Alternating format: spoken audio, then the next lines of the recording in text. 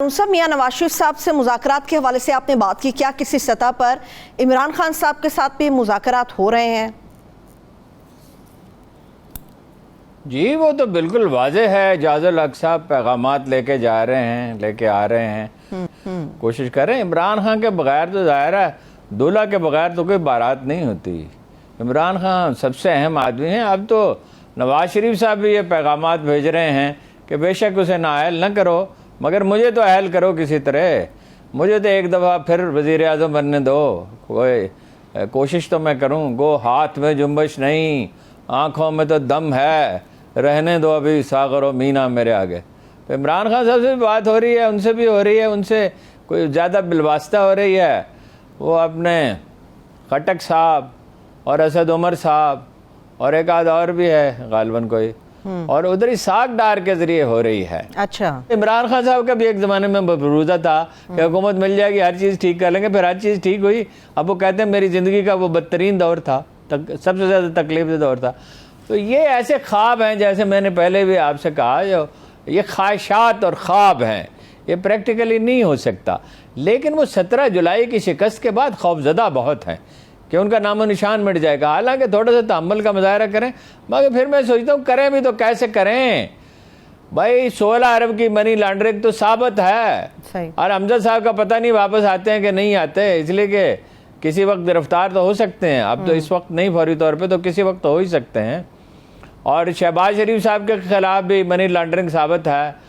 और नवाज शरीफ साहब क्या जवाब देंगे कि वो किस लिए मुल्क से भाग के गए थे? प्लेटलेट्स का किस्सा तो वाशगाफ हो गया कि वो था ही नहीं। सही। तो पंजाब में हुकूमत का चले जाना एक कितना बड़ा सानिया है नून लीग के लिए, जिसका उसने कभी तसव्वुर ही नहीं किया था, कभी सोचा ही नहीं था कि मैदान में उन्हें 60% बजट पर लाहौर पे खर्च करने के बाद वहाँ हार गए, बुरी तरह जंग में हार गए। और मुजफ्फरगढ़ की जीत भी जो है वो भी ऐसी है। तो जो ख्वाब उन्होंने देखा वो तो बिल्कुल परेशान हो गया, वो तो बिखर गया। अब क्या करें? अब डेस्परेट हैं, फ्रस्ट्रेशन का शिकार हैं, झूठ गढ़ रहे हैं, अफवाहें फैला रहे हैं, किस्से कहानियां हैं। ये प्रोपेगेंडे की एक खौफनाक यलगार है जो अभी और भी तुंद तेज होगी। सही है। अभी मरियम औरंगजेब मुमकिन है हिरोशिमा पे जो बम गिरा था उसकी जिम्मेदारी भी इमरान खान के खानदान पर डाल दें, लेकिन इस तरह की चीज़ें ज़्यादा देर नहीं चलती। झूठ बहुत तेज़ दौड़ता है, एक दफ़ा जो है धुआं फैला देता है हर तरफ, लेकिन वो बाकी नहीं रहता। सही। 17 जुलाई के आखिरकार सच्चाई को गालिब आना होता है। सच्चाई ये है कि पीटीआई इस वक्त वाहिद कौमी जमात है, मुल्क की सबसे बड़ी पार्टी है। नून लीग दूसरी बड़ी पार्टी है, लेकिन पंजाब समेत अब वो कहीं उनका मुकाबला नहीं कर सकती। और अगर फेयर एंड फ्री इलेक्शन होते हैं जो कि कराने पड़ेंगे, फाइनली कितने दिन डिले करेंगे? डिले कर सकते हैं कुछ ना कुछ मुख्तलिफ हरबे इस्तेमाल करके, तो उसमें पीटीआई जीतेगी, ये नहीं जीत सकती। ठीक है, इलेक्शन की मैं बात करती हूँ आपसे। आप बिलाशुबा 100% दुरुस्त है अपनी बात में कि पीटीआई सबसे ज्यादा मकबूल है, पंजाब में क्लीन स्वीप कर गई, मगर ये बात चौधरी शुजात साहब को कौन समझाएगा? अरुण साहब, इस रिजल्ट के बावजूद वो तहरीक इंसाफ की तरफ माइल क्यों नहीं? नहीं, वो तो जाहिर है उनके मफादात हैं। कहा जाता है कि उनके साहबजादे हैं, लेकिन एक कोई नकवी साहब हैं, कोई प्राइवेट चैनल चलाते हैं, वो उनके अजीज़ हैं दूर के जी, तो वो अपना जाके बैठे रहे। तो वो मुख्तलिफ लोगों को बेशुमार इंडिविजुअल्स के गिर्द घेरा डाला जा रहा है।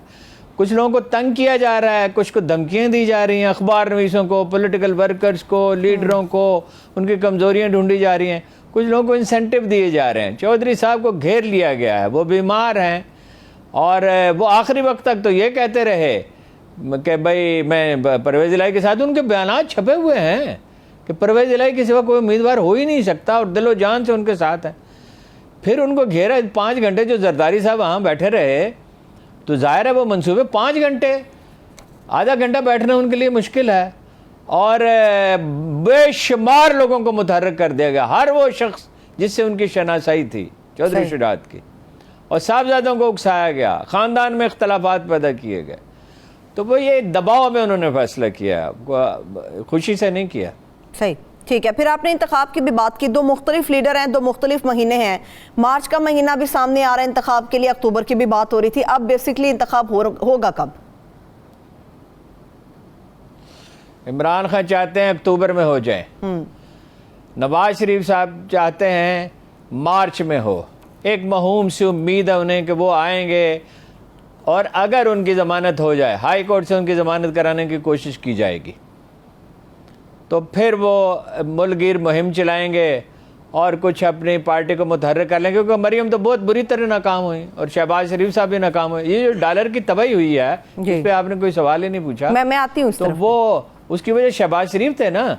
शहबाज शरीफ साहब हाथ पे हाथ रख के यहाँ बैठे रहे, हाथ पे हाथ रख के क्या सियासत फरमाते रहे, खौफजदा थे और जोड़ तोड़ करते रहे, किसी तरह बच निकले। तो बच निकलने की तो कोई सूरत नहीं थी। तो नवाज शरीफ साहब समझते हैं कि मैं आऊँगा और मैं ये कहूँगा ये पार्टी ने गलती की, ये किया वो किया, और उम्मीद दिलाऊँगा इक़्तिसादी तरक्की हुई, ये होगा, चीन से पैदा आ जाएगा, अमेरिका से आ जाएगा, जापान से आ जाएगा, ऐसा कर देंगे, ज़राअत को बहाल कर देंगे, सनतें चलने लगेगी, बिजली की लोड शेडिंग मैंने पहले भी ख़त्म की थी, अब भी ख़त्म कर दूंगा, ये कर दूंगा, आसमान से तारे तोड़ के ले आऊँगा, चांद तुम्हारे रास्ते में बिछा दूंगा। ये चूँकि पहले कई दफ़ा उन्हें कामयाबी हो सकती है, हो चुकी है। वो अपना कामयाबी एक बहुत बुरी चीज़ होती है। जब 2 4 6 दफ़ा आदमी को कामयाबी हो जाए, वो समझता है हमेशा ऐसा हो सकता है। हालांकि जब हालात बदल गए तो बस बदल गए। तो इस महूम उम्मीद पे वो हैं, वो समझते हैं कि मार्च तक मैं कोई सूरत हाल ठीक कर लूँगा। मेरे नहीं ख्याल वो ठीक कर सकते। वक्त उनके हाथ से निकल गया। सही, ज़माना अपना वरक उलट चुका, वक्त अपना वरक उलट चुका, और करीब तर है नमूद जिसकी उसी का मुश्ताक है ज़माना। सही। इंतखाब हारून साहब जब भी हो, ये आखिरी सवाल है इस मौजू का, इंतखाब जब भी हो, बल्कि ये हाँ जी जब भी हो जी बताइए। इंतखाब जब भी हो, इमरान खान साहब ये वाजे कर चुके हैं कि इस चीफ इलेक्शन कमिश्नर के होते हुए हम ये इंतखाब नहीं कबूल करेंगे, ना हो गया। क्या ये चीफ इलेक्शन कमिश्नर तब्दील होंगे या इन्हीं के साथ ये इंतखाब चलेगा?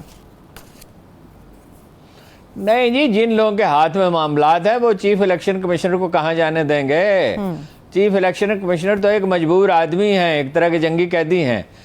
वो इमरान खान जो है, अगर इस चीफ इलेक्शन कमिश्नर के होते हुए पंजाब के इलेक्शन जीत सकते हैं, तो जो जनरल इलेक्शन में क्यों नहीं जीत सकते? ठीक, अगर उन्हें रहने दिया जाता है, उनके लिए तो आइडियल सिचुएशन ये कि उनको हटा दिया जाए, लेकिन रहने भी दिया जाता है तो जनरल इलेक्शन में चीफ इलेक्शन कमिश्नर साहब क्या कर लेंगे। और मेरा ख्याल है उन्होंने इसका इशारा दिया भी है कि वो इसको टॉलरेट करेंगे, क्योंकि दूसरी चीजें ज्यादा अहम है। असल चीज पब्लिक मोबिलाइजेशन है। अगर इमरान खान का मसला है, अकेले आदमी है, पार्टी में कोई लीडरशिप उभर नहीं सकी, हर चीज़ सेंट्रलाइज है, इर्द गिर्द उनके जिस तरह के लोग हैं आपको पता ही है, तो वो उनकी भी लिमिटेशंस हैं, मजबूरियां हैं, महदूदात हैं। लेकिन वो एक दफ़ा निकल खड़े होंगे, दिन में 2 2 3 3 जलसे करेंगे, तो नवाज शरीफ साहब तो नहीं कर सकते, और शहबाज शरीफ की तकरीर तो कोई सुनने के लिए आता है। ठीक है, अब कुछ बात करते हैं पाकिस्तान की मैशत की। हारून साहब, इससे पहले आपने कहा था कि शहबाज शरीफ साहब हैं जिन्होंने बर्बादी की, तो बुनियादी तौर पर डॉलर गिरा कैसे, कौन से फैक्टर कार फरमा थे? देखिए, बैंक इसमें मुलव्वस थे। जब गिरना शुरू हुआ फिर लोगों ने डॉलर खरीदने शुरू किए, तो ये इसको आसानी से रोका जा सकता था। बाद में यही नुस्खा इस्तेमाल किया गया कि जो लोग डॉलर ख़रीद रहे थे और बैंकों वाले जो गड़बड़ कर रहे थे, बैंक वाले डॉलर ख़रीद के रख लेते हैं, जब प्राइस बढ़ रही है, और जारी करना बंद कर देते हैं, जो ज़रूरतमंदों को भी नहीं देते। तो उन्हें जब सख्ती की गई तो चंद दिन में मामला ठीक होना शुरू हो गया।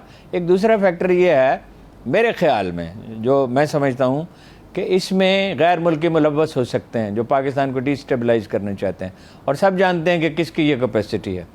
तो मेरा ख़्याल है कि अफ़गानिस्तान के लिए डॉलर ख़रीदे गए, और ज़ाहिर है कि वो अफ़गानिस्तान में मौजूद रहना चाहते हैं, ये गैर मुल्की ताकत जो है।